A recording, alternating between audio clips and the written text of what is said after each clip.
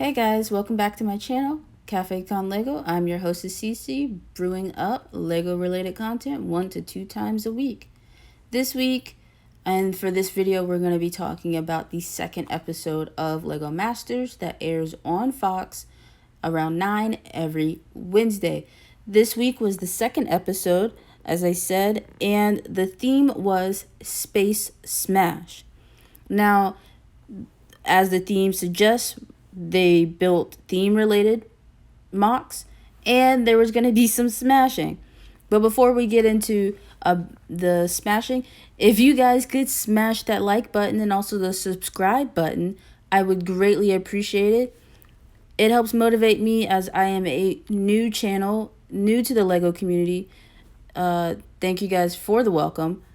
And all right, let's get back to the video. So, Mayim Bialik was the guest star this week, which was really exciting. I like her, or I guess Big Bang Theory is gone now, but I liked her character on the Big Bang Theory, and the fact that she is not only an actress, but also a neurophysicist, I believe. She's a doctor, like a PhD doctor, which is really cool that she was able to accomplish two big things that neither one is something that a lot of people are able to accomplish, but she was able to accomplish both. I really liked her dynamic with Will Arnett. I know she's the first guest star for the show, but the dynamic was fantastic.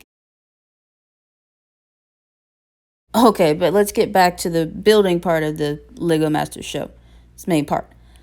The builds this week were judged not only on how they looked for their creativity, but also on how they looked when they were smashed. And how the builds looked when they're smashed, I think actually played a bigger role in the judging. We'll see that later on. There were 3 ways that the builds could be smashed. They could be hit with the space ball bat, as they called it. There were explosives that created a Big Bang effect, which I thought was a funny thing for them to say because Mayim Bialik was on the Big Bang Theory. Or the builds could be dropped, gravity dropped from the balcony. So it was like 10, 12 feet, something like that. And some of the contestants, when they told them that, were just like really into it, really like riled up. And some looked really uncomfortable, like me. The idea of making something just to destroy it really doesn't excite me. But anyway, they had 11 hours to create the build, and they chose a star, like a random star, to find out what their method of smashing was, which really played a role into the design of their build. If you're going to be smashed with a baseball bat, it's going to look completely different than if it was to explode, right, from the inside out or from a corner of the build. So just a few of the builds that stuck out to me. Mark and Boone, their build was honestly fantastic. I really liked the whole concept with the story of the 2 kids playing a space game. There was a unicorn spaceship and then a giant robot. That looked really cool. And when they set off the explosion, the wall or the TV for the little kids, it like smashed back into them, which was almost like a 3D effect. If you guys ever watched one of those 3D commercials or a commercial for a 3D movie like back in the early 90s or one from the 80s, I'm sure you probably find it on YouTube. But there was like that unnecessary over the top type of effect. Moving on, Kara and Jess, sorry, the older ladies, they looked like they were gonna be in trouble carrying their build to the judges table, and unfortunately that's how it played out. It started falling apart as they were transporting it to the judges table, and they fell short with the integrity of the structure. So that was really disappointing and honestly hard to watch. Moving on with Christian and Aaron, they seemed really excited and stoked for their build, But everyone else and the judges, they all looked puzzled because it didn't really meet the criteria for the smash effect. They had a lot. It was a cool build, like nonetheless, but it didn't explode into tiny little pieces from what the judges were looking for. They were like over the top, like, oh man, it's so cool, blah blah blah. And everyone was like, what is going on here? And Tyler and Amy actually won the challenge, which I agreed. It looked really great. The whole structure worked. I liked how they imagined it to break apart perfectly within the slow motion, but the alien and then the bomb collapsing from the support structure and the Earth, or the space fighter, to basically sacrifice himself to save, I guess, the alien planet and or Earth and destroy the alien. On to Sam and Jessica. Wow. So I really saved them to the end because they took up so much of this episode. It was honestly not Lego Masters.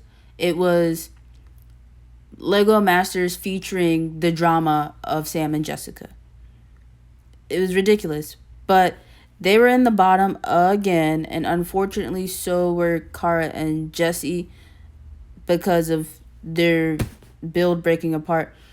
Sam and Jessica, they were in the bottom because at the 6 hours left, they literally had 2 base plates with a fencing around it, where you had Tyler and Amy, the newlyweds, with pretty much half their amazing build that allowed them to win.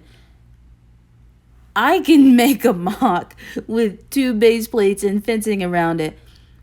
My 3-year-old cousin can do that in 5 hours.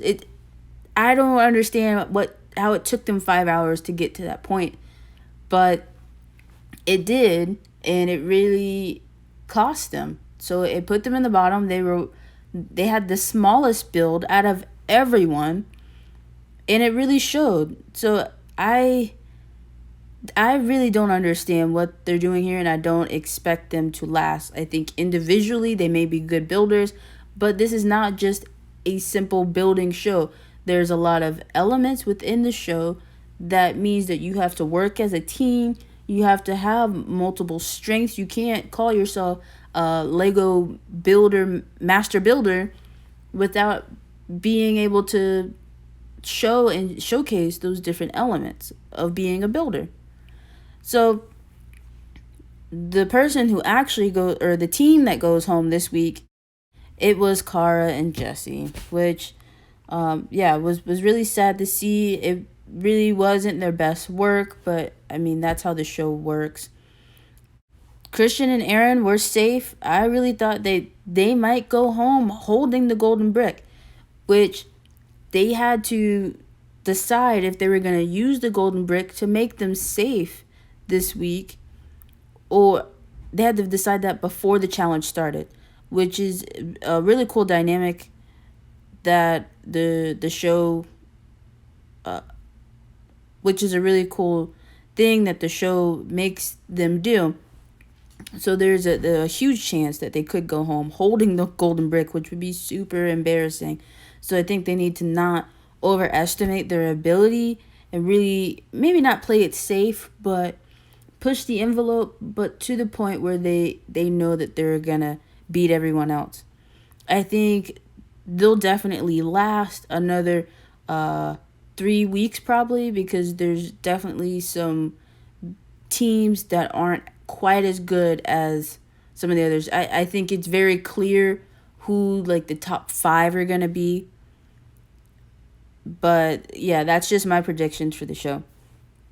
Next week the theme is cut in half, and they are to rebuild objects that were literally sawed in half, but rebuild them with Lego, which is really cool from the preview. We'll try to find an image, probably from the Australia show, because I don't think there's any promotional images out yet for episode 3 of the US show. But yeah, guys, I think that pretty much covers it for episode 2. I'm trying to think if I forgot anything that might be of interest, but no, that's it. So once again, if you guys could hit the like button, also subscribe. It's free. It would really help. I'm just trying to build a community here, within the community of other AFOLs who obviously like Lego, like me. I don't really know anyone. It's just me and my boyfriend pretty much that like Lego. Also, if you're watching this the day that it's released, Valentine's Day 2020, February 14th, for those of you who don't know, I will be hosting a live stream with my boyfriend. We're going to be building BrickHeadz for a Valentine's Day couple build.